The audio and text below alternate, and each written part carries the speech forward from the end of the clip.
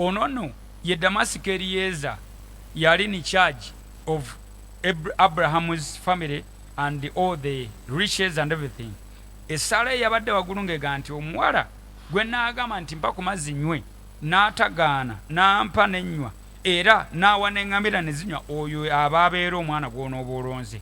Era wulira bw'amugambye era talumyemu na katono, talina nakamu kalumyemu, n'akola ki? N'akkiriza. So Lubereberye essula 24 banna kuno kunsalirako ku Mpewo bannange munsaasire bino saabitegedde, abatuze bansaliddeko ku Mpewo Lugonvu teekaawo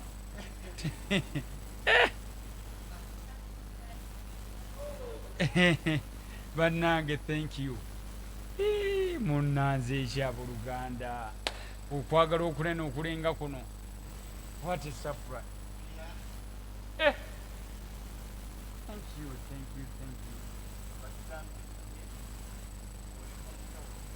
Ani abagambye mujje nga ndi kumpa naye musooke mulindeku. Mbadde mpuliranga nkooye leero, mbadde sigenda kukola puroguramu eno, nempuliranga kwene mpuliranga nagikole. Abooluganda nsanyuse sembera wano ku muzindaalo tukyalina gumu, sembera ku guno sembera wano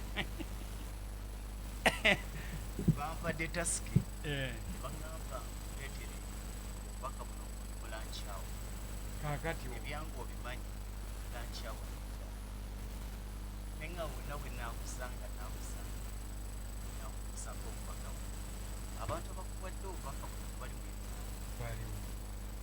mu diaspora, taliyo musibage era ndowooza ojja beebaliza wamu kimanyi kati tuli ku puroguramu ledde tuli live era kati ono wooli buli kyoyogera kino oli live ku mikutu gyaffe bannayuganda goba ndowooza ndi mu puroguramu wakati. Nsaba kunsonyi bannayuganda abali mu diaspora baana babuwala banneeso kuva mwezi ogw'omwenda omwaka oguwedde bwenfuna yaabwe entono bajja basonda nkola tebasindika omutwalo tebasindika ebiri tebasindika esatu paka lwezaaweze wadde nga abamu tebasobola ne baŋŋamba ngebisobodde otwalira Mutaawe omugambe nti engeri yetutuukako buteefu nasooka neŋŋaana obudde bwange kyebaava baŋŋamba omu kyeyava ŋŋamba nti mwami Lugonvu bwatugamba nti Musumba Mutaawe munnabuddu munno era mwabonaabona mweno ng'ava ebukomansi ebi naawe kuva mu lwego bwe baŋŋamba ebigambo ebyo tebagadde ekitumuweesa ebirabo bino kubanga enjiri yatutuusaako etusumuludde etutuusiza we tuli ku lwaleero keeka eyo yemukuyo Omanyi kye bayita ebigambo okuggwa ku muntu, bino bimpeddeko bannange. Cameraman keeka eno yemu happy birthday Pastor Mutaawe Romans 15 chapter 50 verse 2 gye bataddeko bannange kati ate bino ekirabo kino cameraman byonna bikwate bulungi kubanga kino nze tinkakireebaga. Naye bannange ogonderanga omwoyo mutukuvu mbadde ngenda abo baana mbagenda nti naye nga mpulira nkooye mbadde kisigenda kgenda kati naye nga mpulira nkangende nkole puroguramu jadde mbadde nkooye. Tuli live nno, byonna byenjogera tuli live. akasente kabwe kaali kano nensinkana omukyala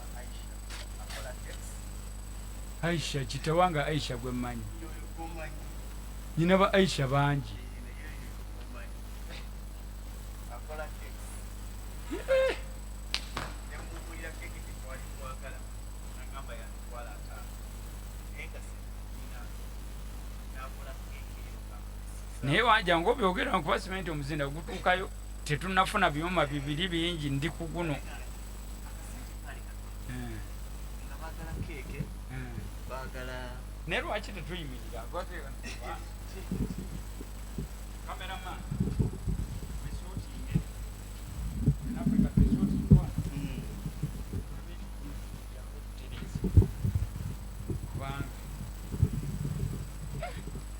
nze ebintu sibikudde mbu gunyimirire biyimirire.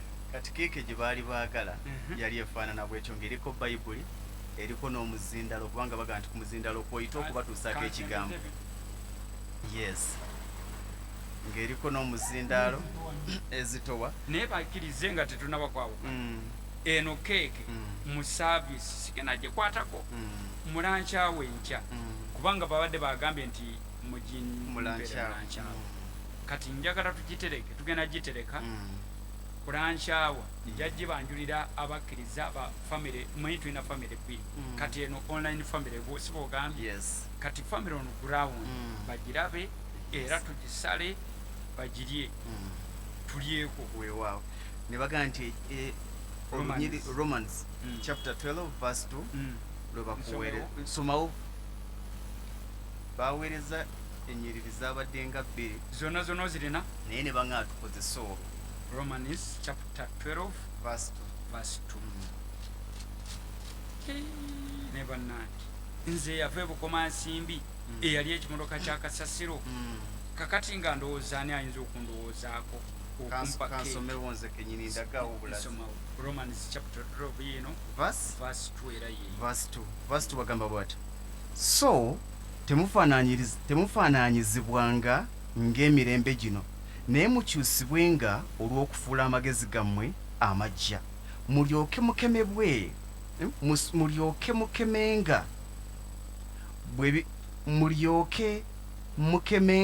bwe biri Katonda by'ayagala ebirungi ebisanyusa ebituufu. Kanziremu bulungi.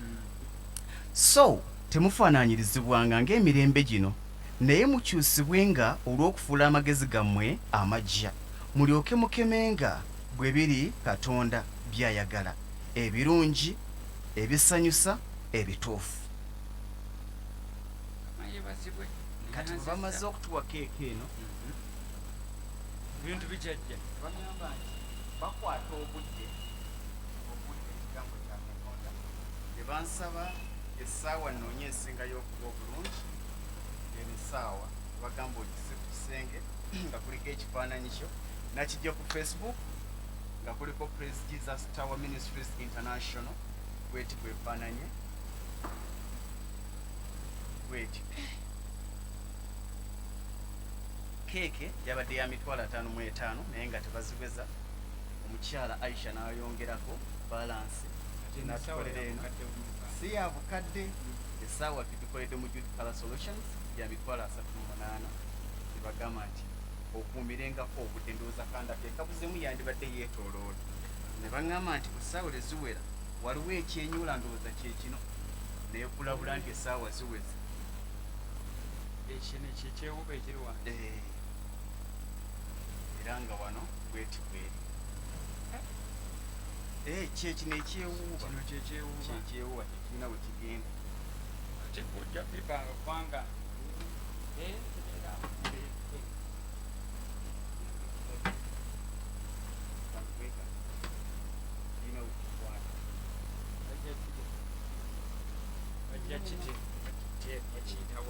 bannange mutusonyiwe tuli mu kyamagero tuli bafala mu kyamagero naye tujja kitetenkanya bantisa ebimuli naye nzize kiri ebimuli ne binnemeredde nenga nti naye omusanyufu tuli be Masaka kwegamba simanyi tebakomyawo bazze basonda $30 nyina bwe natuuka nga ntendewaliddwa ne mbagamba obusente buno bwomubuzaabuza nengulamu yate ne bagamba nti tusondera nyumba ya Mukama empya ne bagamba tusondera nyumba ya Mukama empya tulina okukola buli ekisoboka bwowulira nga okooye saba Mukama akuzzeemu amaanyi.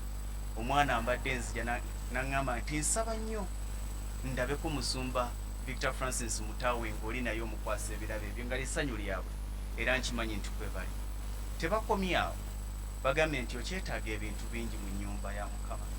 Ne beekuŋŋaanya mu bbanga lya myezi gibadde nga 6 gye bazze nga basonda okusobola okugula keeke eno n'okugula essaawa eno, ne bantikko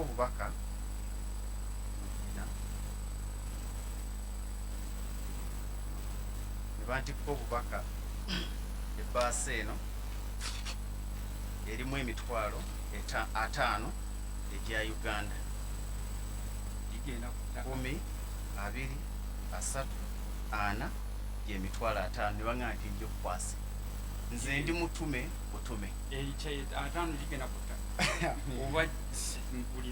Baŋŋambye nti gwe n'amanya ky'onalaba ekibulawo ky'onaayongeraho. Lugonkwankubidde esimu ku ssaawa zabadde nga zaalisanga mu 7 awo. Bwe nakubidde esimu ku ssaawa 7 nadenva mulanca nga wakakuluma mu 7 n'oŋŋamba oli kamuli nabadde Mukama ansonyiwe, nabadde ndi Mpigi nga nina sayiti gye nabadde gyenva okulaba wagenda okubeera emikolo ku Saturday. Ne ŋŋamba nti kyonna ekisoboka nja kutuuka. Ekituufu tusimbudde e Kampala ku ssaawa 12 n'ekitundu. Jamu abadde mu paliwo n'abava kati biro ebimu biraba biri ebyo bituuse leero ebyo olabaawo era jamu bangamba abadde mungi. Kati nze bungambye abaana ne mbagamba nti tulina Mr. Ugomba ngambye kati naye ngambye alikamu kati teekateekawo kati nze era nze mbadde manyi kireka wagize n'oyitawo. Mbakugamba nti ndi Kampala wandiŋŋambye nkusange mukono oba wandiŋŋambye tojja tulabagana ekyo naye nga nyina otuukiriza deadline eyankwasibwa. Omanyi omusanyufu yenze kwegamba simanyi Katonda ngeri gyanjagala, simanyi nakumanya kubanga ekyamazima kiri nti Lugongo mbadde ŋŋenda era mbadde nsimbulaawo kati mbadde muno omukyala azze wano kwano. In fact Martha oli gwentera okubagamba gwe najja naye nga noonya ekifo kino nga njagala nkakasoba bamukinya mulimu abadde wano era ne tubadde twogera n'ofisi kati mbadde ŋŋenda wali eri yambuuzizza tutogenda kukola bikula babi nawe nempulira nkooye nangamba naye ebuli eddakiika nga 5 osobola okugira n'okola mbadde ŋŋenda nga mpulira kituufu nkooye kati kumbe Katonda alina byateekateeka. Nze mbadde nakujjeda mu programu ngamanyi nti waleka wayise okangambe oli kamera tekamuliki ngamanyi nti wayiseewo nga sikusuubira nti ojja kati ondabye era mbadde kusimwana kati nino Ugomba akyali eno era esimu gisoose gikwatira ku Mpewo wano kati ngenza okulaba ngo nenkuweerezaako message ntogere ku simu kati ngenza okugiwa oli akuleki nga njagamuga nti bw'abanga ali kumpi mulagire mbulire ndi kumpi kati ngenza okulaba muyingira ano nebi naye ndi musanyufu nnyo abaana abo bonna Katonda abampera omukisa sibamanyi naye Katonda abamanyi mwenna gye muli Mukama abanjagalire nga bumu surprise nze it has been a big surprise. Mbadde ŋŋenda awo omuwala muwekedde awo naye Katonda nga bali omulamu. This surprise namwe abasurprising mwebale kwetikka.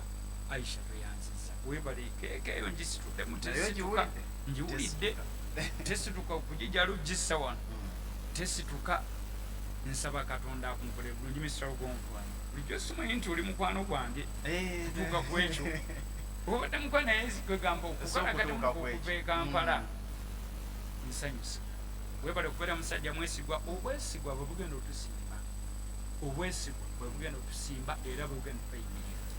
Webale kwata sente nakwata sente z'abaana kati kino nga kyobadde okola emabegakaawo abaana Soroti Media yakola program ogijjukira program y'omukadde eyali Luweero omukadde mukyalo omukadde eno church girl program omukadde wewe waliwo abaana abeebweru abeekolamu omulimu bamugulira ettaka baali balina target ya $5 million naye COVID bwe yayingiramu ne bigaana ne zitawera bulungi baali bakaweza miliyoni zaali 4 mbasirabidde bulungi kati ezo ne baŋŋamba nti pasita tukomaawo tumuwezo atutekanyize ku ezo kwakati ngeri bakuleja bajamu kati project esirowinze nnyo nenzukwata nenzutwala nga tenyini nki wakola nga bakwesigisiza nenkyanjula bwentu nange bwenakwata ebbaasa zandidoza $4 million nenzanjulayo bulungi nenzandinga ova naye ng'abaana baleetanga aleese 10 aleese meka ne bakuŋŋaanya nze nga gwe nkola nga kyobadde oliko ekyo nga bw'olikodinga bakozesa nze nga ndezibule mwetamu nange naliko mutaana natuusa akaseera ng'omwana buli lwapezanga nti kati mpeereza toto ye nga kati yanti nga sikyamanyi toto naye namanyi ekintu kimu nti tebanaweza akakadde ku akawunti kalinayo naye nga ne bwe zinabanga zibuze nakwata ezange ekyo kyenyini nange nakirimu era bwentugamba twebalansinge toto gyomwina gyenina nze toto yambulako era ne bwe bandingaye tulina kamu abiri wandikuteezo nze nalikodinganga naye nga kyenjagala twebalansinge nga zebalina zenina mukama abanjagalire nnyo nsanyusa ebirabo byange bino ngaera bwe mubikwatire bulungi tugenda biteeka wano kubanga byabadde birina okugira munankyawa enkya tugenda biraga abalankyawa tubabuulire ne keeke tujja gisalaku ezituwanjulidde wano okugiseetula bannange bikula bayibuli olwaleero looza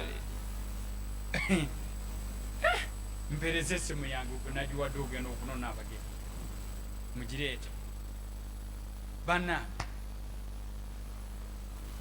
Mr. Lugongo jangu wano tumayize puroguramu kuba kati eno mugiyingiddemu njagala kulaba ku message njagala tusome ku messages bana zizino gogendo zisoma kansomeko natwejuka Adrian agamba nti amen mukwano Julia Maina agamba we are enjoying papa Mariam Wins agamba nti wololo the watch is so beautiful Mama Teresa Stefania agamba nti bambi Precious Esther Naja Janadi agamba nti amen Yesu Nasuwa Sylvia agamba nti much love our pastor nange bandaba wano kugambe tuli kumpewo yes Brenda Chosen agamba nti amen ono mulala ye Mama Teresa agamba nti Edith Tina where are you sweet ndoza amuyita Maggie unagamba Maggie Breast Favor agamba nti praise God members waliwo abadde agamba Nasuwa Sylvia Mr. Lugongo be blessed too Maggie Breast agamba nti nange ntuuse Kabanda Paddy agamba nti I love you both happy birthday Pastor Mutaawe praise God members Sewanyana Grace agamba nti amina Sasha Kario Bareba kwali waliwo Kato Michael Kitonde Kijja agamba nti amen Maggie Breast Favor agamba nti kwali alaba Baby Sandy Flora agamba nti amen Jane Janat agamba nti papa wange happy birthday to you Julia Maina agamba nti God give you more years you inspire us pastor Brenda Chosen God bless you pastor Kabogoza Perry agamba nti blessings Pastor Mutaawe today's Bikula Bible was wonderful banang please surprise for our pastor of PGT Mariam Wins agamba nti Harriet Annie agamba nti mwana wa daddy mwana wa tata Musumba Mutaawe Katagwe eddalo erya mukama okay Maggie agamba nti Mr. Lugongo tukusanyukidde nange mbasanyukidde okubanga ndi mu kibuga jinja ekibuga ekya Katonda Gertrude Crown Angel agamba nti happy birthday our dad once again Nasi wagamba nti wololo kyomuhendo Patricia God bless you more pastor Ntongo Frederick agamba nti praise God pastor pray for me for my health status and financial breakthrough Sewanyana Grace Mr. Lugongo thank you so much kubeera mwesugwa mwebale nnyo Brenda Chosen agamba nti we love you so much pastor Lillian Esther Lugongo welcome a ginger my home city Mariam Mr. Lugongo we are seeing you clearly be blessed I'm humbled Angel Elizabeth mukama abasanyuse mukwano thanks for loving Pelezi Nelaf agamba nti bukoma nsimbi oye bukoma nsimbi kitaasa gikungumeka kagogaawo Wanili agamba nti Mr. Lugongo webale okubeera neyanza webale okubeera omwezi gwa Sasha Kario Bareba be blessed pastor kansomeko kuba YouTube somakeyo ku YouTube onagamba ku YouTube nti yebaze mukama Musumba ye Angel onagamba nti YouTube mutwongere ku volume banange control mbongere ku volume aba YouTube ono nagamba nti mukama yebazibe bamekwano ye mwesigwa Mukama yebazibwe. Ono agamba pastor we can't hear anything. YouTube bagenda bakolako. Ono n'agamba nti bannange Mukama yebazibwe nnyo ye Sara Mukama yebazibwe. Ono n'agamba nti bambi I'm so happy for pastor ye Nansha Mukama yebazibwe munnange. Ono n'agamba nti kitiibwa kya Mukama bujulizi ku bujulizi webale Yesu ye ali Mukama tumwebaza. Ono n'agamba nti bambi pastor I can't believe this really God is so great ye Shakira munnange nange I can't believe but it is real. Ono n'agamba wo pastor ye Babura. Ono n'agamba praise God members ye Amina. Ono n'agamba nti akola bikulu Yesu wewaawo. Ono n'agamba nti miracle experience kituufu wanange tusisenkana ng'oyina obujulizi naye nga mbulina bubuno mbukutte. Ono n'agamba nti ye Shakira ye luno lulimi ki Shaki n'agamba nti n'agamba nti praise God pastor praise him. N'agamba nti pastor you deserve more bambi muke munange neyanziza ye Babura. N'agamba nti hallelujah ye Godfrey Ngobi amen munange. Ono n'agamba nti glory be to God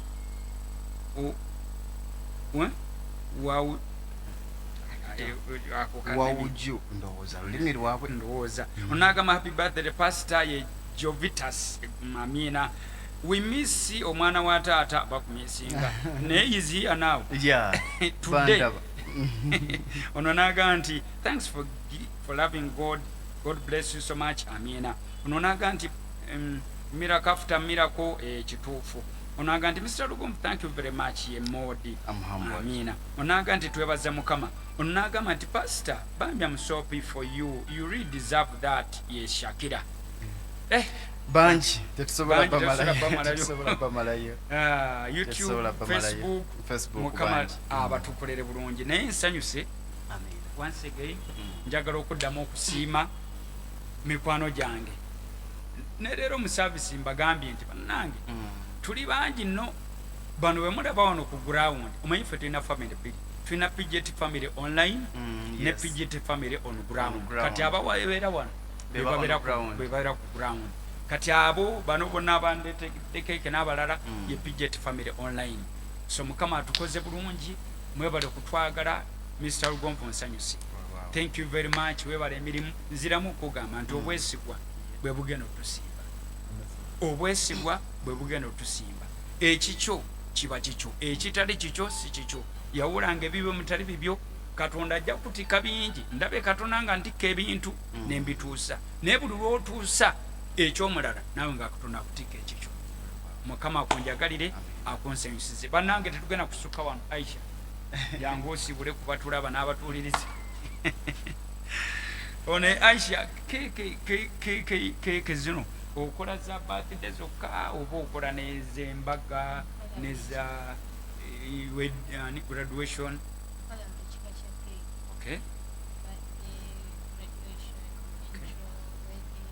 Okay.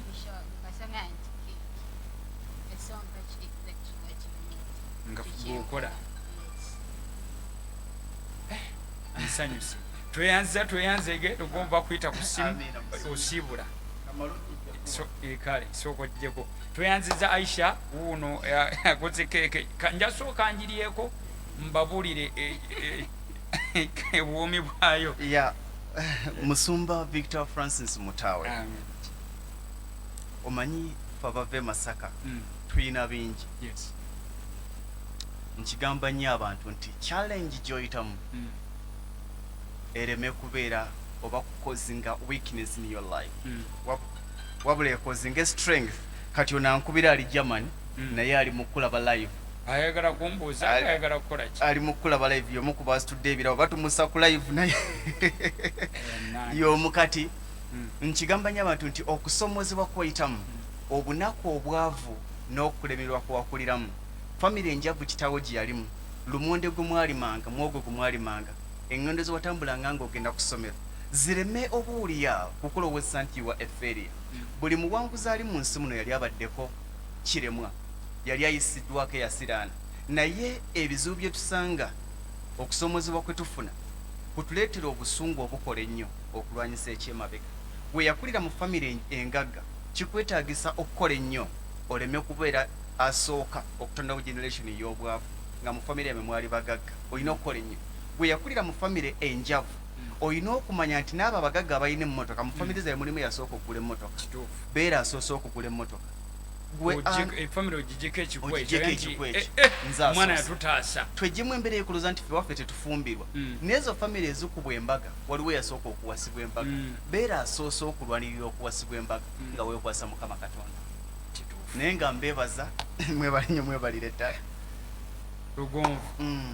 Mukama abanjagalire, abampeera omukisa. Nsabira abaana bano bonna sibamanyi, abamu bayinza okuba mbamanyi naye kino webadde bakikola it has been a surprise twali yakimbuliddeko. Abampeereza messages zabadde nyi zino mpitirivu, cakes naye ate kati eno nze nno mbadde manyi nti ebya birthday byaweddeyo ebyange. Kati bankubira essimu nga birthday etuuse nenga nti kozi etuuse nga sikiriza nakukkiriza nti etuuse. Naye bannange nga maliriza, tuweereze Mukama, twesige Mukama, tukolere Mukama. Katonda ono mwesigwa, Katonda talimba, Katonda asanyusa, Katonda ajja omuntu mu nfuufu nga totegerekeka. Kakati nze yali ekibuloka kya kasasiro, omuntu ali eri gye situukanga, omanyi nze Musumba atambudde amawanga gonna, tewali ggwanga gituuka nga mbulako eki kulinnyayo. Naye kati omwana n'abeera eri nanga nti pasita alye ku keeki eyo essaawa efaanana eya jjajja yalina essaawa yalimu omutima ogw'essaawa ogugira bwe guti, era bwenjirabye noga nti eyina ekintu ekyo ekyewuuba, nenjijukira essaawa ya jjajja eyalimu ekintu ekyo ekyewuuba wansi bwe kiti, nga buli ssaawa lweziwera ssaawa 8 ekoona obudde bubiri ekyamazima kiri nti essaawa erimu akadde akakoona nsoose gifunanga kirabo mu ssaawa zenguze sirowooza nkugula ssaawa bwetu. Mukama neyanziza neyanzeege, nammwe bannyinaze ne baganda neyanzeege, PJT family online on ground. Era bino enkya sigenda gisala eno keeke, tugenda gisala nkya mu live kwe bali kuba yadde baala nkyawa bagende nti we mutaabadde byebyo nebyabaddewo. Mukama batwagalire, basabira omukisa, muzibirize tusaba omukisa. Katonda afa abatwera omukisa. Bw'oba yagala okulokoka gamba nti ayi Mukama olunaku lwa leero nange nsanyusa, era obulamu bwange mbukuwa, owandiika amannya gange mu kitabo eky'obulamu, ogasiimuule mu bitabo eby'okufa. Njatula nti ndokose mu linnya erya Yesu. Mukama bankumira banjagalire, abampeera omukisa, nkusabira ekiro ekirungi, tusabira olunaku olulungi. Abamu ffenno tuli mu kiro, ewammwe mulimu bwa misana. Mukama abatwera omukisa. Era Mukama buno obujulizi tuli wano akazendo katuko kalabika ne kamera twenyize mbwenyizi. Mukama ebiro bituuke nga zikamera zitunudde eno n'eri nga buzinda tetukyalina kubuno nga tuli muzira peero. Ebiro bituuke abantu bano Lugonvu bajje wano nga balaba Katonda byokoze, n'abalaba kati bagenda nti Mukama akola bikulu. Tusiimye Mukama, tweyanzeege mu linnya lya Yesu mutusabidde. Amen. God bless you all and bye bye. Amen.